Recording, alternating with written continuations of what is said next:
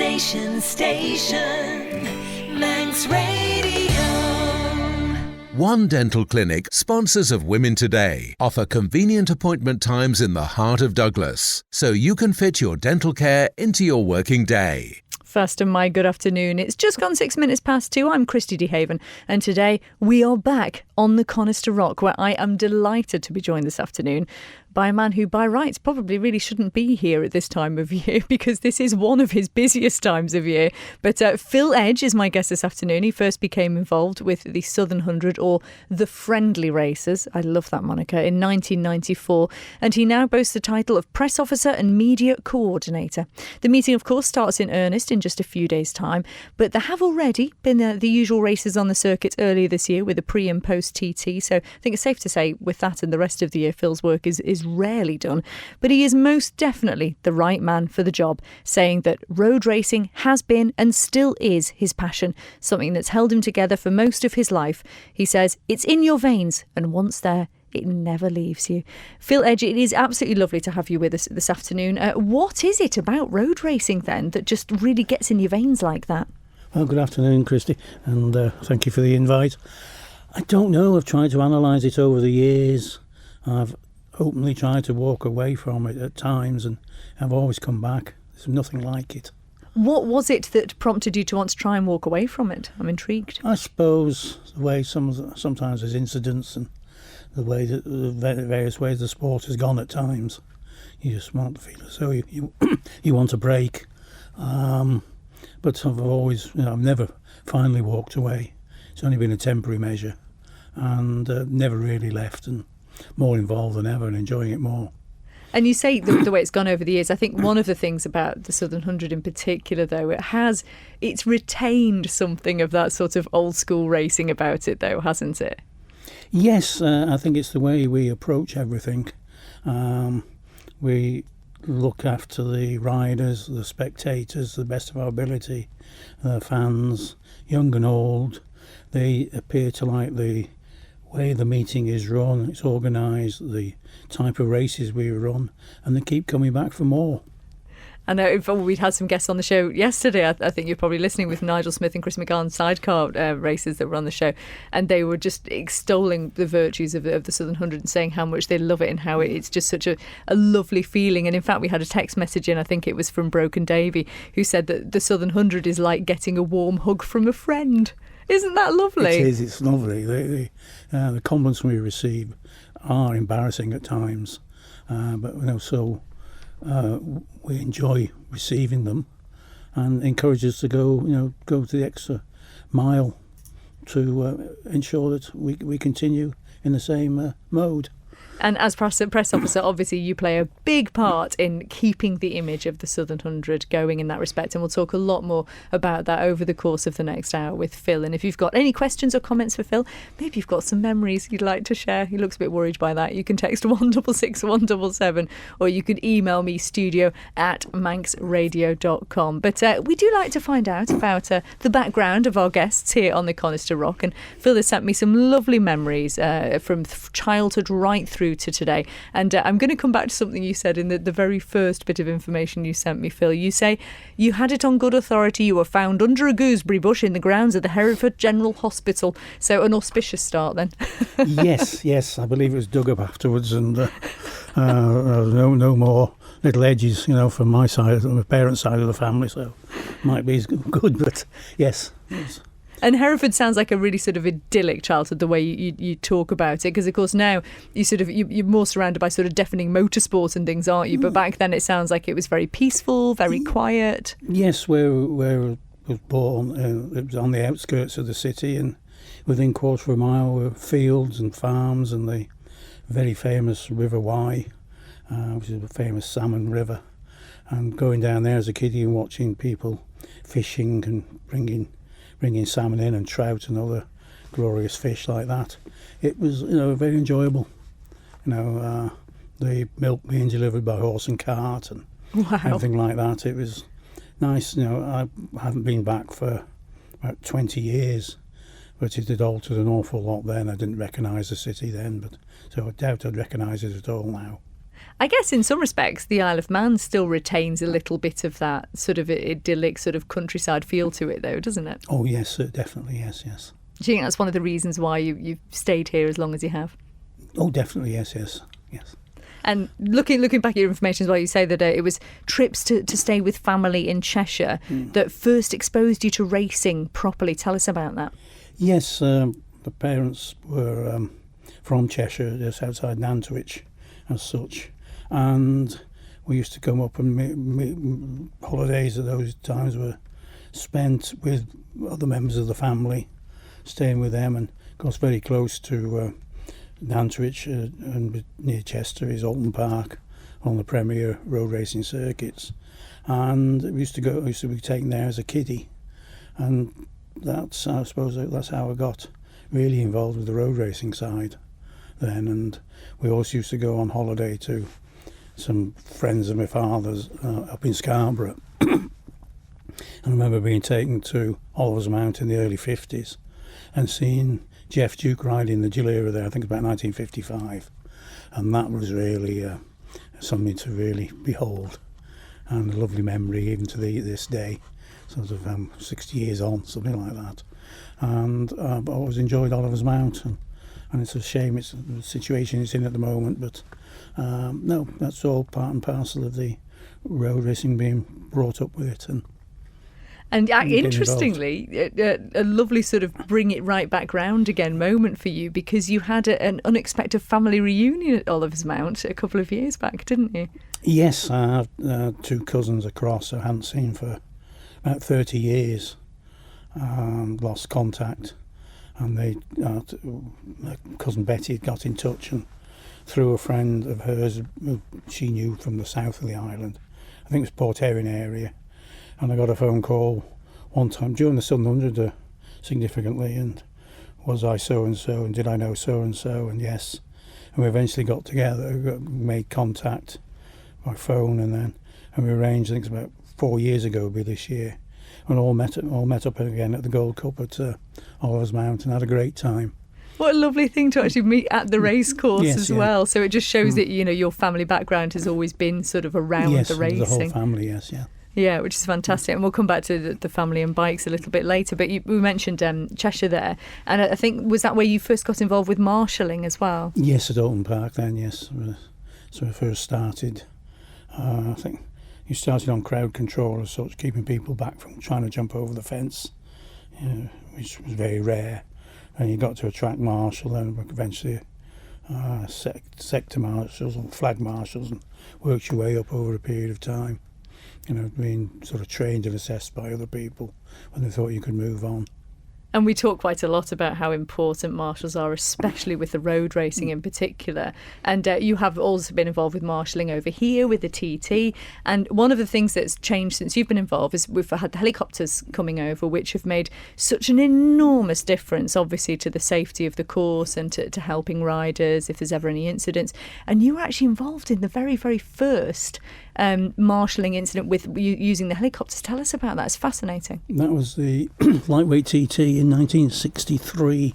I was marshalling at Milltown with another gentleman who was slightly older than myself at the time, and just the two of us there at a section perhaps a good mile long to look after, and it was lightweight TT, as I just said, and Tony Godfrey came off, and so I went for the bike. The colleague who was from Nottingham, I can't think of his name now, he went to look after Tony and keep him safe as such. I got the bike off the road, then had to use the phone in the bungalow opposite Milltown Cottage to ring the grandstand to get them to get the helicopter out. So it was the first year. And then they needed us to get a couple of sheets off the people who owned the bungalow to put them in the adjacent field, so they knew where to land. Because of course there wouldn't have been sort of a big H on the ground then, nothing would like there? that. And so that, and then they came, and luckily Tony did survive. Failing that, we'd have had to make a blanket stretcher and carry him up to Schoolhouse Corner, which was the nearest ambulance point. And I don't think he had injuries, head injuries, so I doubt he would have survived that sort of treatment. But thankfully, and he did race again afterwards. Which just shows how important that service is, the helicopter service, and really does sort of it needs as much support as it can, because it's crucial for us, isn't it? Which is fantastic. Well, we'll talk much more about racing and about your background over the course of the next hour. But of course, one of the things we do on the Conister Rock is we share music. Phil, you've got some fabulous music choices here. Your first one, Acapulco. Tell us about this. Why you want to hear it? Well, it's Acapulco, Stranger on the Shore. And my mother and father's one of their favourite pieces of music. And it's just one way I always remember them by this.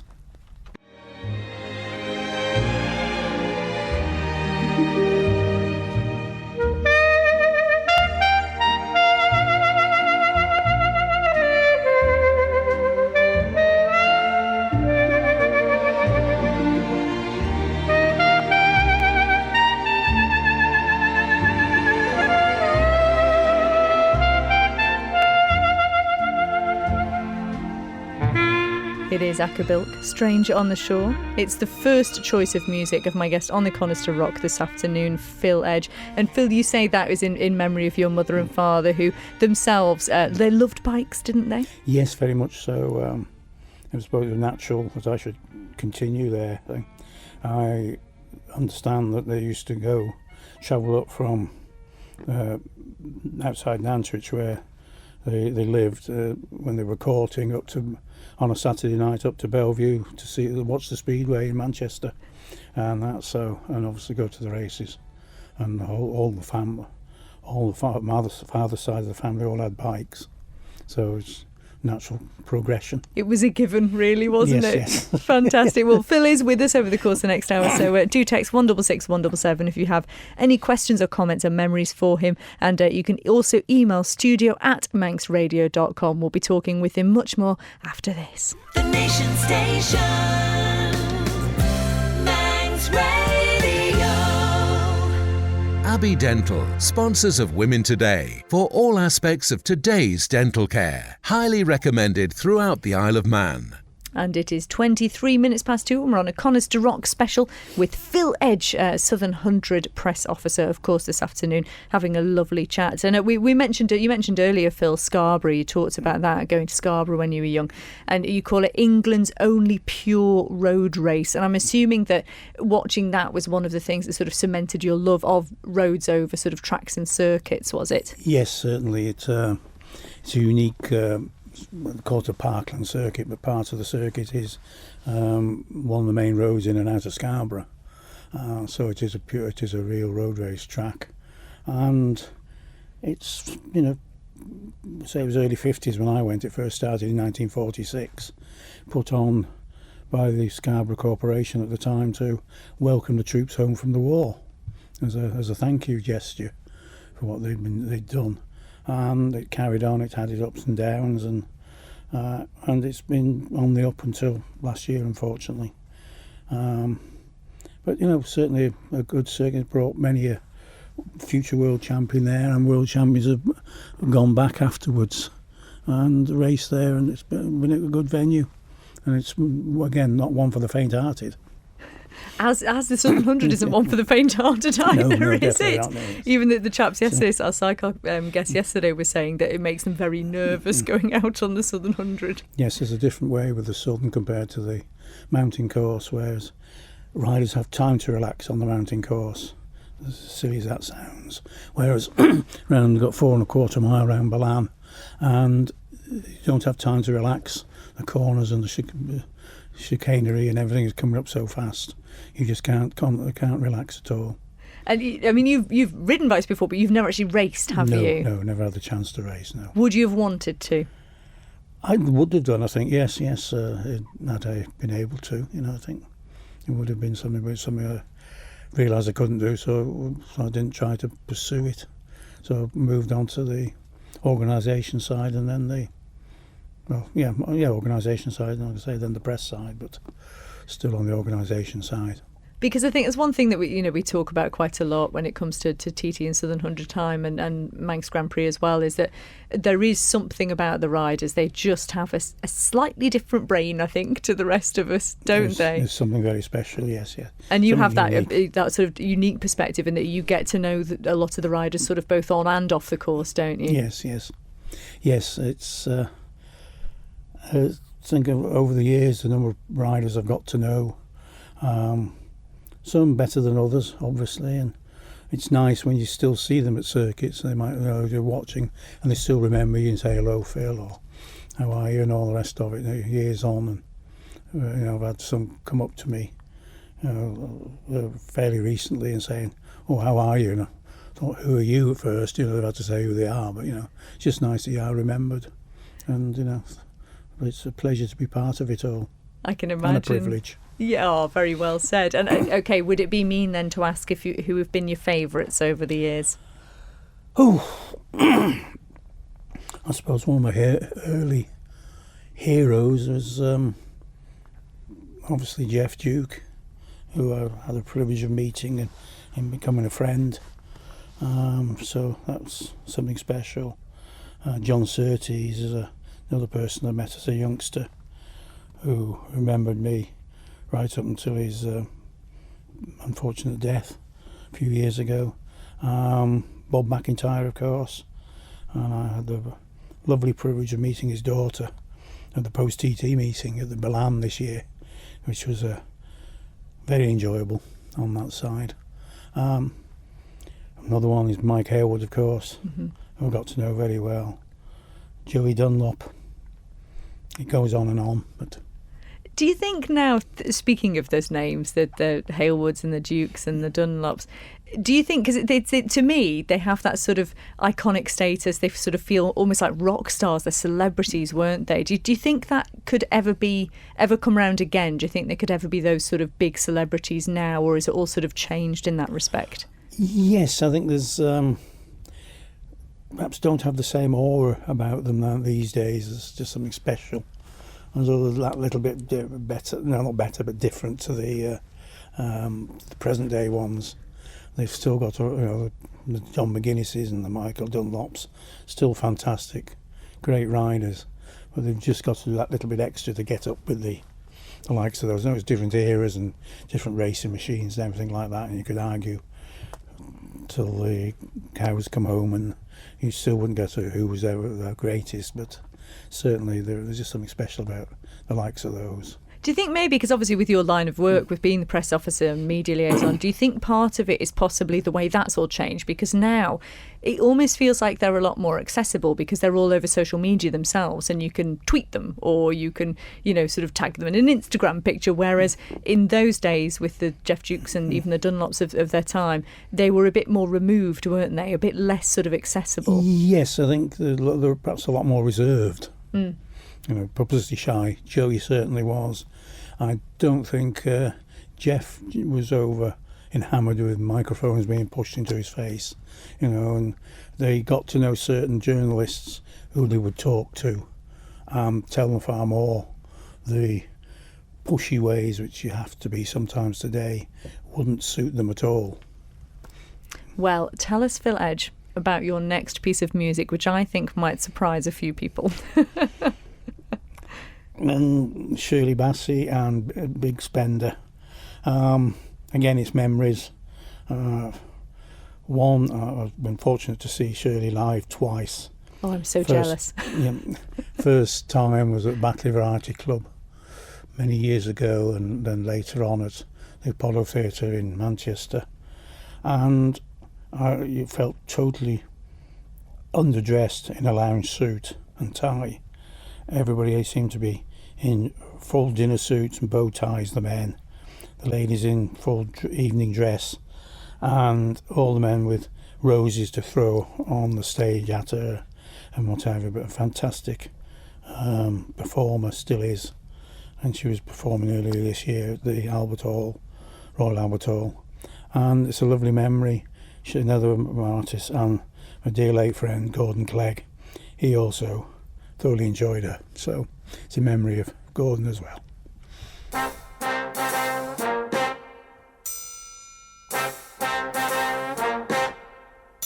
The minute you walked in the joint, I could see you were a man of distinction, a real big spender, good looking, so refined. Say, wouldn't you like to know what's going on in my mind? Absolutely brilliant. Shirley Bassey and Big Spender. It's 2:32. We're on the Conister Rock with Phil Edge this afternoon, whose first music choice was Acapulco. And thanks very much to Tommy, who texted in to say that Stranger on the Shore was number 1 in the USA, but peaked at 2 in the UK, and Aka's real first name was Bernard. Thanks, Tommy. I feel very well informed now. And we're just chatting, Phil, obviously, chatting all about these sort of different big names that you met over the years.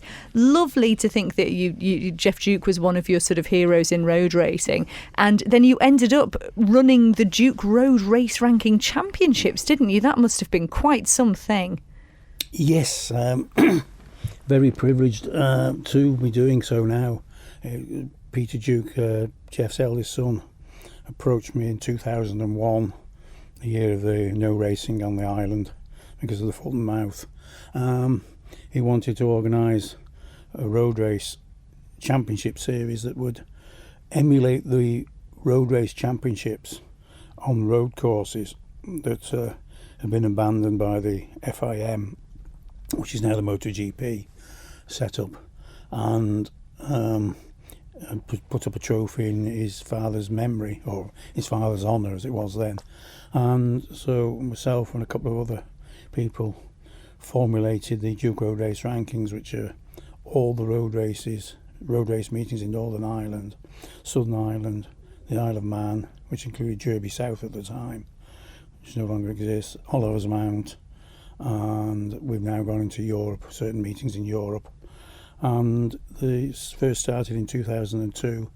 Ian Locke was the first winner, and it's still continuing right up until this year. And Ryan Farquhar's the most successful. The current champion is last 2 years been Dean Harrison, so he's defending his championship at the moment. But it's been well received by all the riders over the years, and so it's an honour to be able to organise it on behalf of Peter for his late father now.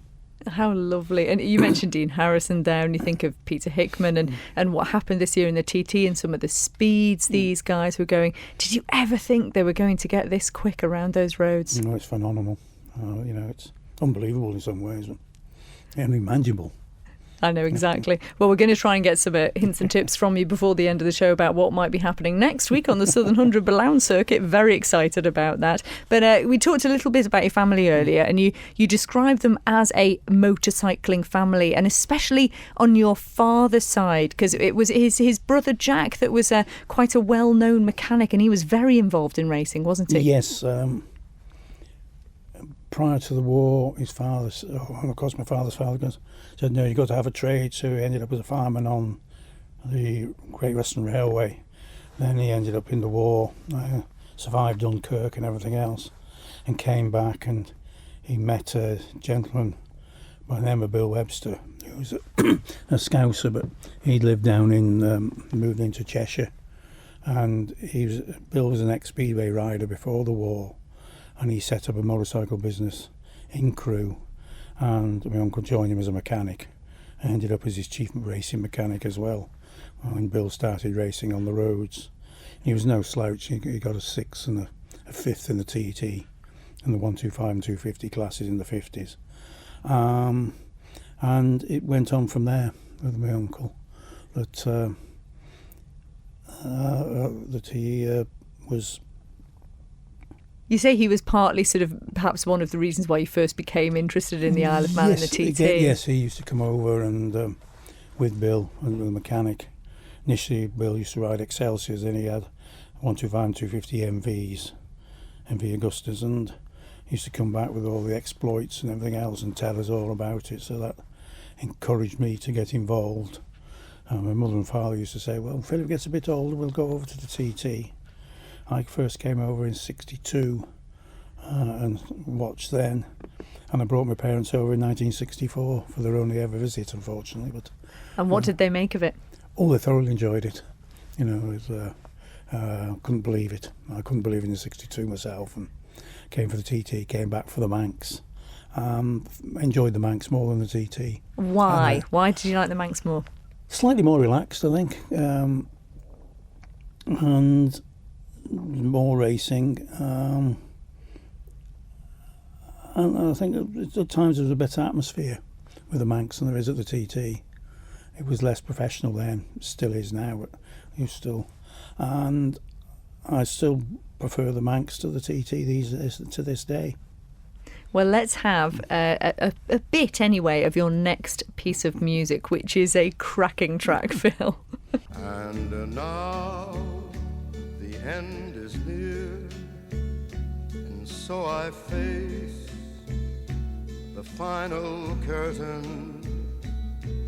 My friend, I'll say it clear, I'll state my case, of which I'm certain. I've lived a life that's full. It is a fabulous song. Very well chosen by my guest this afternoon, Phil Edge. Do I need to ask why you chose that, Phil? I think it sums up life and the way you do things, you know. It's just like that, it means everything. And do you feel like you have done everything your way? I think so, yes, yeah. You know, just enjoy life as I'm doing the moment, you know, couldn't have it better. Living on a wonderful island, the privilege of honour of being able to live here and the people I know and everything the friends have made, it's wonderful. Oh, fantastic. We've got another few minutes with Phil, I'm delighted to say. So we're going to try and squeeze in another 2 songs with him before he leaves us at 3 o'clock this afternoon. So if you have any texts or questions for him, you can send them in 166 177 or email studio@manxradio.com. The Nation Station, Manx Radio. One Dental Clinic, sponsors of Women Today, offer convenient appointment times in the heart of Douglas, so you can fit your dental care into your working day. And we are on the Conister Rock this afternoon for just another 15 minutes or so with lovely Phil Edge, who is, of course, the press officer for the Southern 100, which starts in just a couple of days' time. Phil, how did you even find the time to come in this afternoon? I made time, especially. But no, just sort of getting everything done. We've been planning enough now to, over the years, to put everything together and hopefully so we could cover last minute requests for such things, and not normally our shows, but 5-minute interviews. But for nattering with a ginner and sharing music, which is good. Well, I'm delighted you've been able to. And obviously, sort of in your role, it must be very varied, I'm sure. And it's interesting that there has been some stuff in the press recently about this as well. And you actually say it's one of the things that inspired you to take on the role originally. The fact that national coverage of the likes of the TT and the Southern 100 only ever seems to happen, firstly, in covering the top guys who are doing well, and so we hear the same names over and over again, but also on a sort of negative front, quite often only covering it if there's incidents. And you say that's one of the things that sort of encouraged you to get into the role of press officer in the first place. Yes, well, that's when I first started back in the 60s, late 60s, I noticed was sort of, because of the Manx Grand Prix, very few riders got any mentions. If they won, they got a mention in the national papers, perhaps the local papers, all the local lads around whatever area. They'd never get a mention unless they were seriously injured or worse. And I thought it's nice to get them, and that's how I started doing my journalistic side all those years ago. And I still try and do it to that, look at them all, treat them all the same these days. Give them as much coverage as they can with all the local papers and everything. And admittedly these days the modern press, daily press, are not really interested. Only in the top half dozen, if the top 3 is about it. And they'll just give them a half an inch column in a paper. And that's it. There's far other sports that don't deserve covering that they do cover. Which is most classed as second-class citizens, unfortunately. I was brought up and mentored by, firstly, Dennis Parkinson, a well-known journalist and racing competitor, but more so likes of Leslie Nichol, George Turnbull of the Daily Telegraph, Nonny White, of course, John Brown, who were real professionals. And that's the way I try to go about it, that everybody gets covered the same, whether they've won £10,000 or whether the last person to get a finisher's medal. They're all equal. They're still very brave people and deserve exactly the same coverage. And you can tell that you clearly have a real respect for these guys and a real admiration for them, which is lovely. And as we mentioned earlier, one of the things that is so lovely about the Southern 100 in particular and the committee and the club there, it just feels like it's got a real sort of family feel to it. Would you say that's fair? Yes. We try to look after all the riders as best we can in every way. From the welfare, the racing side, the family side, we're there with them. It costs them a lot of money, particularly if they're from across, to come over to compete. It costs them money to compete, and we try to give them good racing, some good races to compete in, a reasonable amount of prize money. Obviously, there's a lot don't get the prize money, but they're quite happy enough to get a Finishers Award or one of the other awards, and they still treat it as though it's something that they're achieving. They all have their own goals to try and do each year, perhaps lap 5 mile an hour faster or something. And we try and look after the spectators as well. We do all our own catering at reasonable prices. All the profits made go back into the races. We're all volunteers. We all work together to promote the meeting, to make it successful for everybody. Obviously, there are incidents occasionally, unfortunately, it's the nature of the beast. But we all cope with it together as one body. And has it made a difference with the likes of, because there are some of the names like Guy Martin, for instance, now seems to have regular sort of television shows on mainstream television. Has that changed the way that your job the way you've had to deal with your job over the years, having that? Yes, there's a different style of reporting now and sending information out. But I think you still need to do the job to your best of ability, and you adjust to the media outlet that you're trying to cover. You get sometimes, unfortunately, you have an incident, you can guarantee there'll be some television station from across will be on the phone with you, and they've managed to find your number or something, or found a number to contact, to want all the gory details and everything. But you've just got to handle it at the time and be as polite as you can, give them as much information as you can under the restrictions that we have, and satisfy their curiosity, that's what it is. Well, you do a fabulous job, Phil, you really do, and it's only a couple of days now, as we mentioned, before the Southern 100 starts, and of course you'll be able to listen to all the coverage on medium wave 1368 and round the course as well this year on 87.9 FM, which is great. But just wanted to read out Broken Davy, his messaged in. This was he messaged us in yesterday, but I wanted to read it to you now because he just messaged in to say, as a spectator, I feel like I'm getting a big hug from the Southern 100 Club. I love it. So you're doing something right, Phil, and it's been an absolute delight to share music and memories with you today. Really appreciate you taking the time, especially considering the time of year it is for you.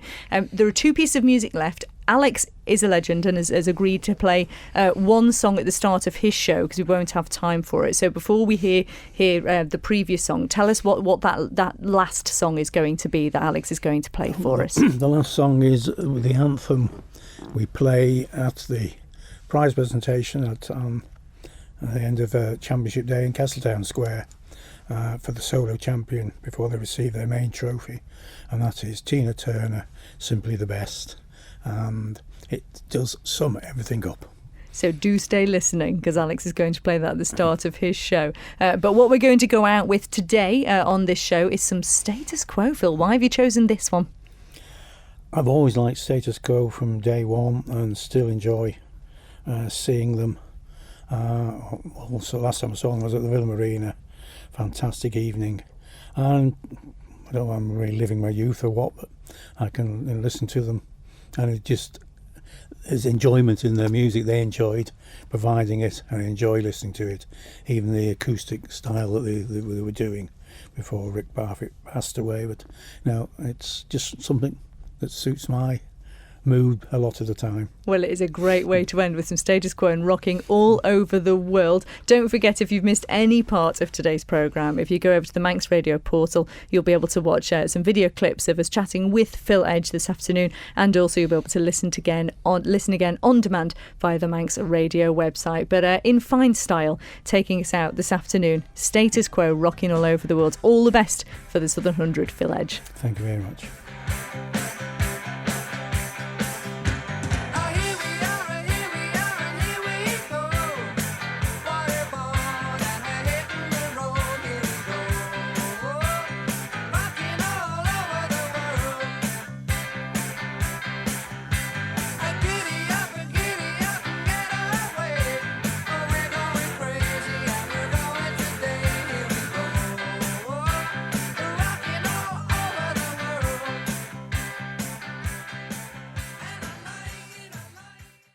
Abbey Dental, sponsors of Women Today, for all aspects of today's dental care. Highly recommended throughout the Isle of Man.